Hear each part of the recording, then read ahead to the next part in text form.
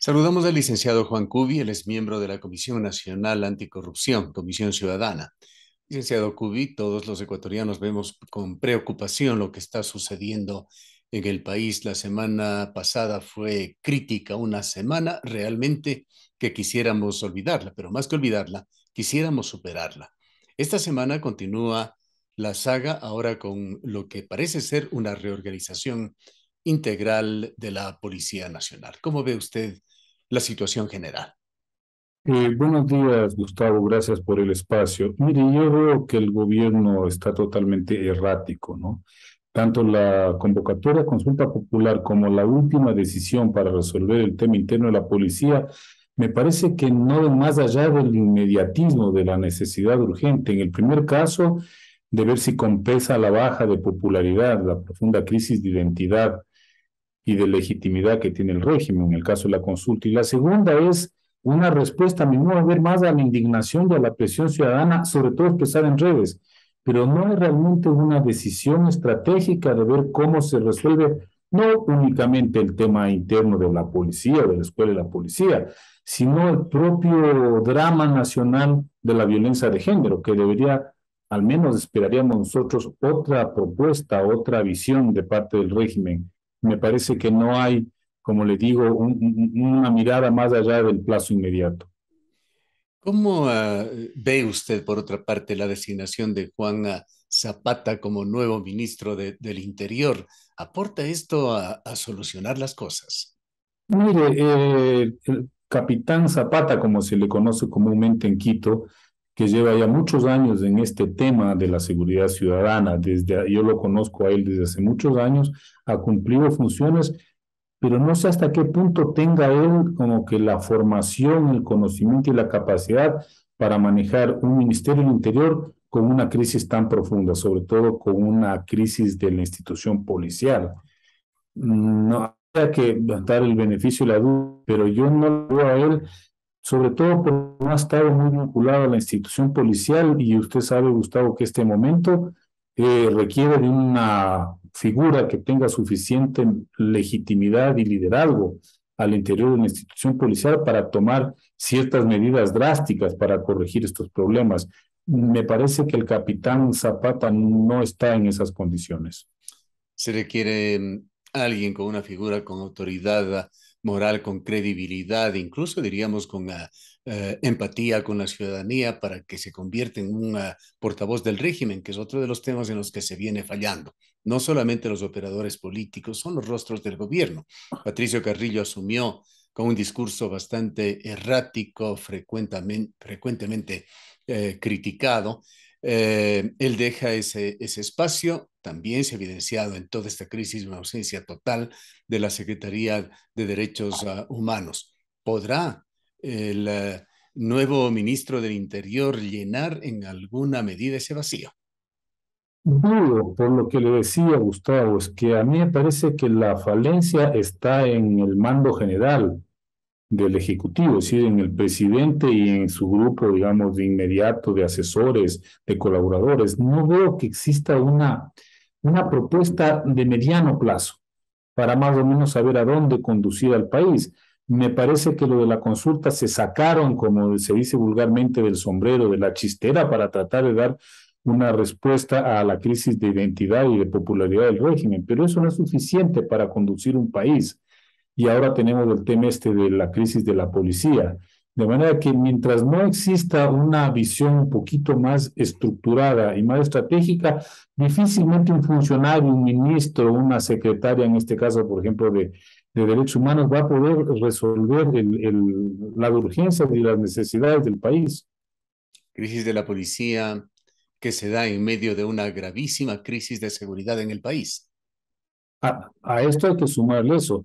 Mire, Gustavo, el país está enfrentando una situación complejísima. Usted tiene, por un lado, la amenaza real del narcotráfico y las bandas criminales. Teóricamente, quien debería encargarse de combatir eso y garantizar la seguridad de la ciudadanía es la policía. Pero no tiene una policía en una profunda crisis, pero además atravesada por una serie de factores peligrosos. Por ejemplo, la cantidad de policías que están inmiscuidos en delitos comunes.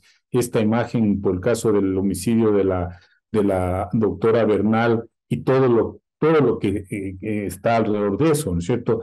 Todos estos otros casos de policías donde aparentemente hay penetración, infiltración del narcotráfico, etcétera. Entonces, usted tiene una institución policial cuestionada, con una grave crisis frente a los ojos de la ciudadanía, pero que tiene que ser la encargada de cumplir ese rol. Entonces, ¿qué hacemos como país? No puede usted prescindir de la policía, un Estado moderno no puede prescindir de la policía, puede aspirar a tener una policía más civil, más conectada con las aspiraciones y necesidades de la gente, para que pueda resolver, entre otras cosas, el tema del narcotráfico. Pero no puede dejar usted a merced del narcotráfico un país. Ese es el gran drama, el gran dilema, Gustavo, del Ecuador en este momento.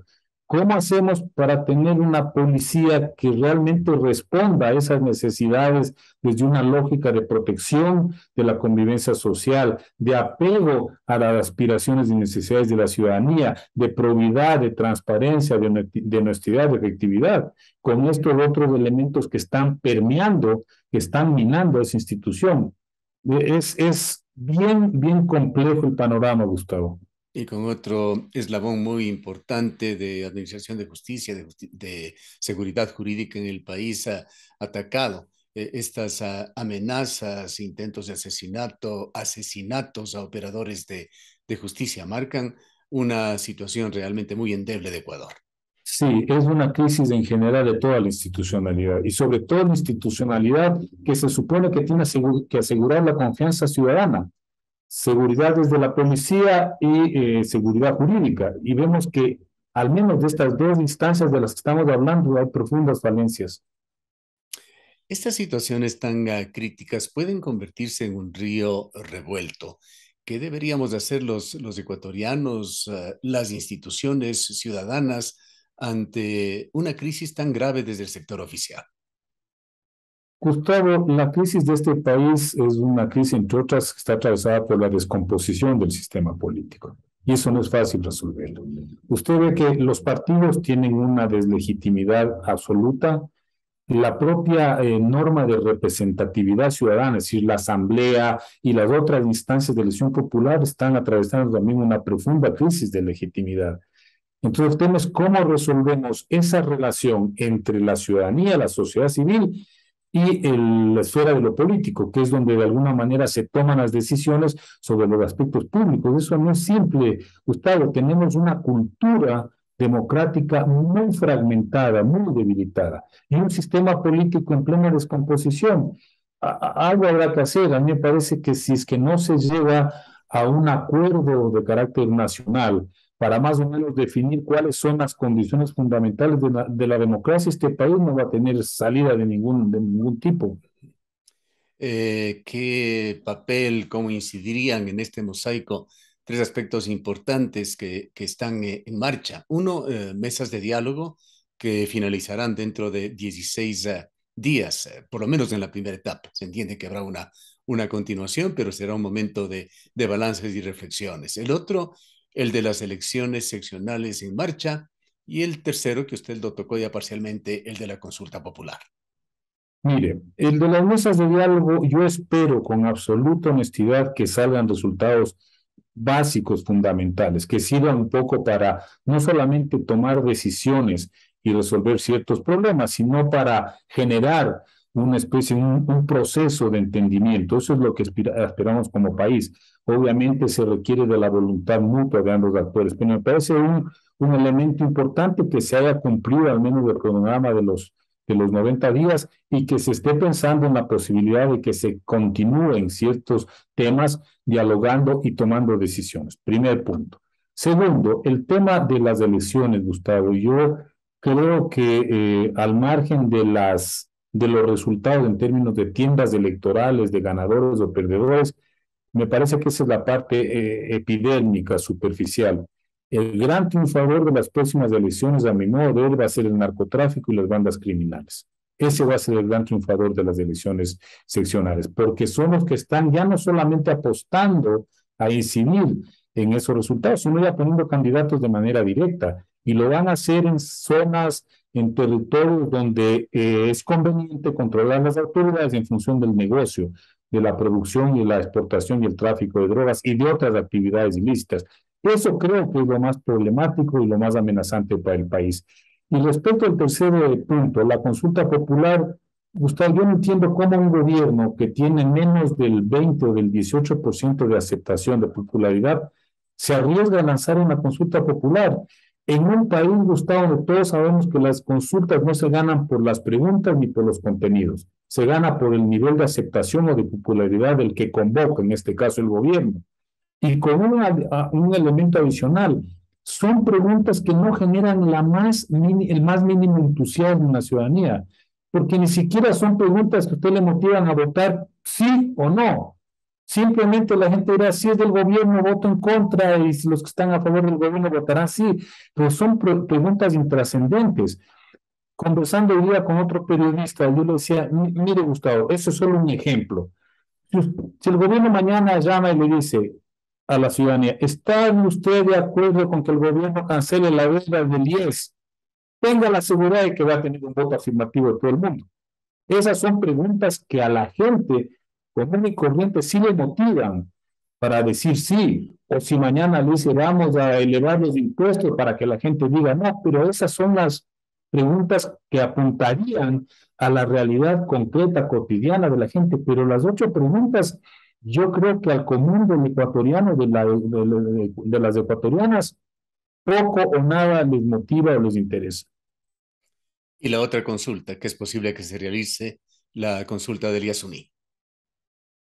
Bueno, esa es una deuda pendiente de este país.